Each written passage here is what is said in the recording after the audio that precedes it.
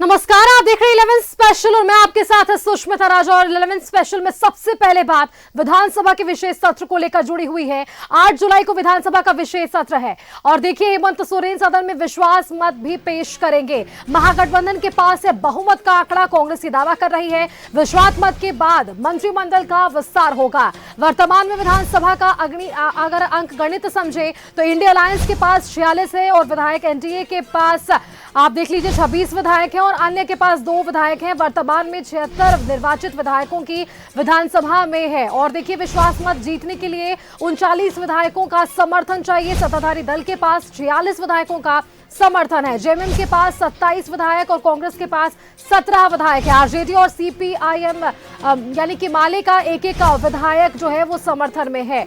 तो जो आंकड़े हैं वो अंकगणित तो साफ तौर पर ये दिखा रहे हैं कि बहुमत का आंकड़ा इनके पास है और वापस से जब 8 को फ्लोर टेस्ट होगा तो इसमें ये पास होते हुए नजर आएंगे। 8 जुलाई को विधानसभा का ये विशेष सत्र है और हेमंत सोरेन सदन में विश्वास मत पेश करेंगे। महागठबंधन के पास बहुमत का आंकड़ा है। कांग्रेस की ओर से यह कहा गया विश्वास मत के बाद मंत्रिमंडल का विस्तार होगा।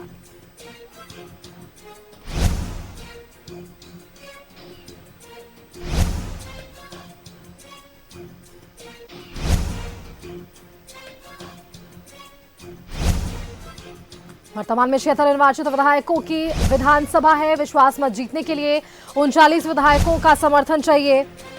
सत्ताधारी दल के पास 46 है और जेएमएम के पास 27 विधायकों की संख्या है। कांग्रेस के पास 17 और आरजेडी सीपीआईएमएल के पास 1-1।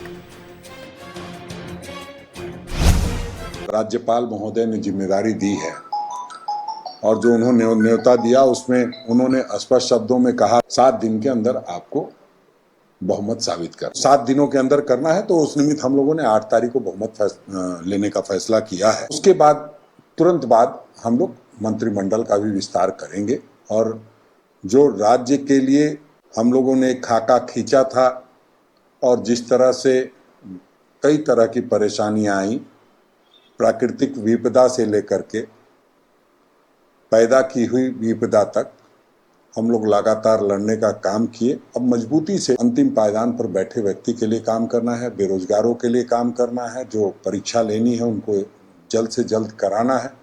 उस निमित्त हम समझते हैं कि बहुत जल्दी पूरी सरकार का गठन हो जाएगा और हमारे प्रभारी आदरणीय गुलाम अहमद मीर साहब को हमने अपनी तरफ से जो फीडबैक देना था दिया है और आदरणीय राहुल गांधी जी, आदरणीय मल्लिकार्जुन खड़गे जी, सब लोगों की उपस्थिति में बैठक हुई थी और उसमें बहुत सारी बातें आई। उस निमित्त जो भी निर्णय होगा नेतृत्व का उसका हम लोग अक्षरशः पालन करेंगे और मंत्रिमंडल जल्द विस्तार होगा।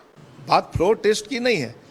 सवाल है कि चंपई सोरेन का कसूर क्या था। आखिर चंपई सोरेन जैसे शरीफ व्यक्ति को आपने हटाया क्यों? लगभग 150 दिन वो मुख्यमंत्री रहे, कोई अपराध नहीं किया, कोई आरोप उनके ऊपर हम भी नहीं लगा पाए, तो उस सीधे सरल व्यक्ति को क्यों हटाया आपने? स्पष्ट है कि आपने जो भी अपराध किए हैं मुख्यमंत्री रहते उस पर पर्दा डालना चाहते हैं, वो सबूत मिटाना चाहते हैं।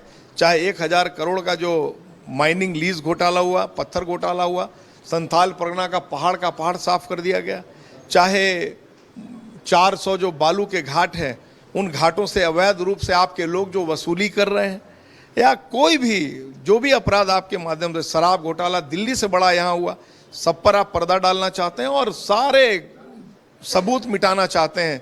हड़बड़ी में काफ़ी हैं आप, आपके पास समय नहीं है। झारखंड की जनता देख रही है और भारतीय जनता पार्टी मुंह तोड़ जवाब सदन के अंदर भी देगी, सदन के बाहर सड़क पर भी देने का काम करेगी। पहले भी इंडिया गठबंधन की सत्ता थी, हमारे चहेते नेता हमारे मुख्यमंत्री थे चंपई सोरेन के रूप में, हेमंत सोरेन पार्ट 2 के रूप में।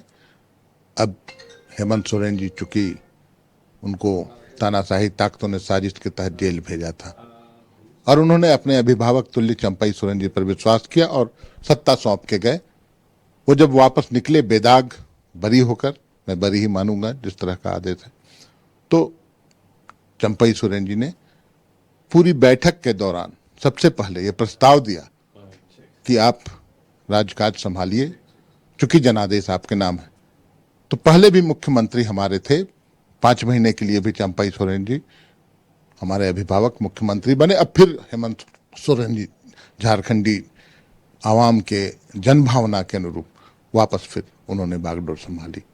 तो सत्ता में मुझे नहीं लगता है हस्तांतरण है। हमारे नेता उस समय भी मुख्यमंत्री थे। आज और चलिए इसी खबर पर और भी अधिक जानकारी के साथ हमारे साथ न्यूज रूम से हमारे संवाददाता विपिन उपाध्याय जुड़ रहे हैं, उनका सीधा रुख कर लेते हैं। विपिन, दिन भर की हलचल हमने पिछले दिनों देखी और किन परिस्थितियों में हेमंत सोरेन ने शपथ लिया वो तस्वीरें में अभी हमने देखी। अब 8 जुलाई की तारीख पर सबकी नजर, विश्वास मत पेश करने वाले हेमंत सोरेन।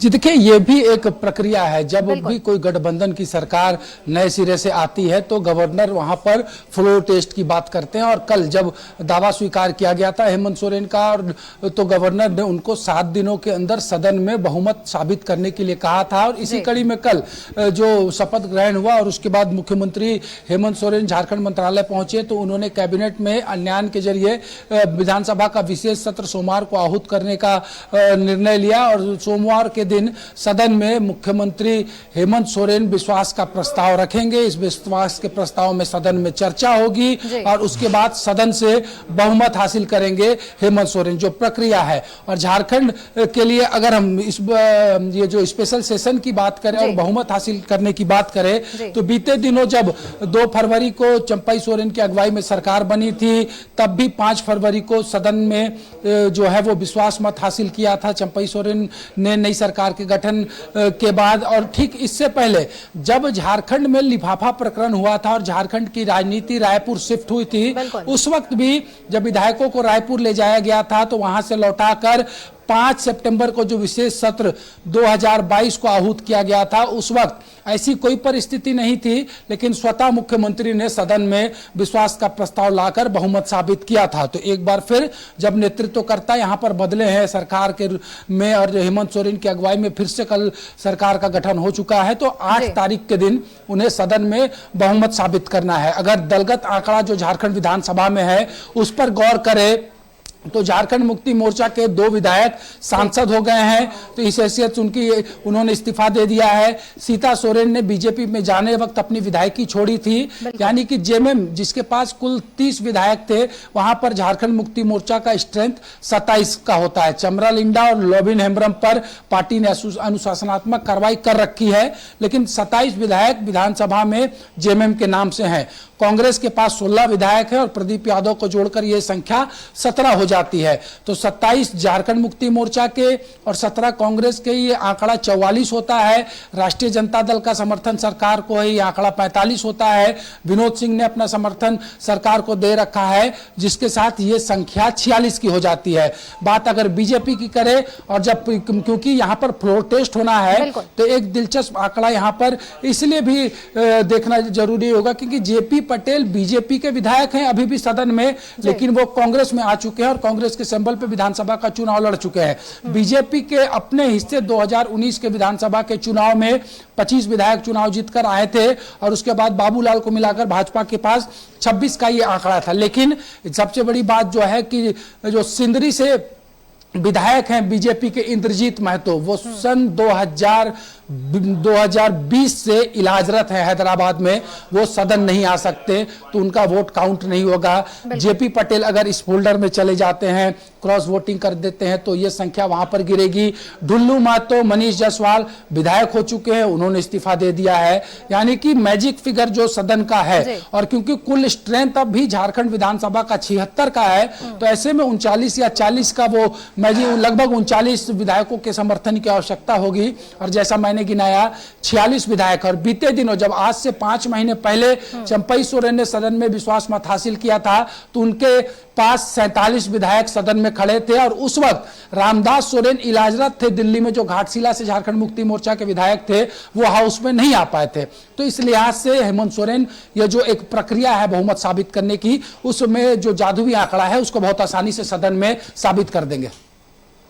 बिल्कुल विपिन, अब जादुई आंकड़ा आसानी से ये पार करती हुई सरकार नजर आएगी। अब 8 तारीख पर सबकी निगाहें और सदन पर सबकी निगाहें, वहां पर बहुमत का आंकड़ा पेश होगा। चलिए, आपका बहुत बहुत धन्यवाद विपिन हमारे साथ जुड़ने के लिए और ये पूरी जानकारी हमारे दर्शकों के साथ साझा करने के लिए, और आंकड़ों का खेल क्या कुछ कहता है, अंकगणित क्या कुछ कहता है, ये समझाने के लिए। इंडिया अलायंस के पास देखिए 46 विधायकों का ये पूरा आंकड़ा है, एनडीए के पास 26 विधायक हैं और इससे प्रकरण क्या कुछ बनेगा। और देखिए अन्य के पास की अगर बात करें तो यहाँ पर 2 विधायक है। तो ऐसे में अब 8 तारीख पर सबकी निगाहें, क्योंकि 8 को फ्लोर टेस्ट होना है। विश्वास मत पेश करेंगे हेमंत सोरेन।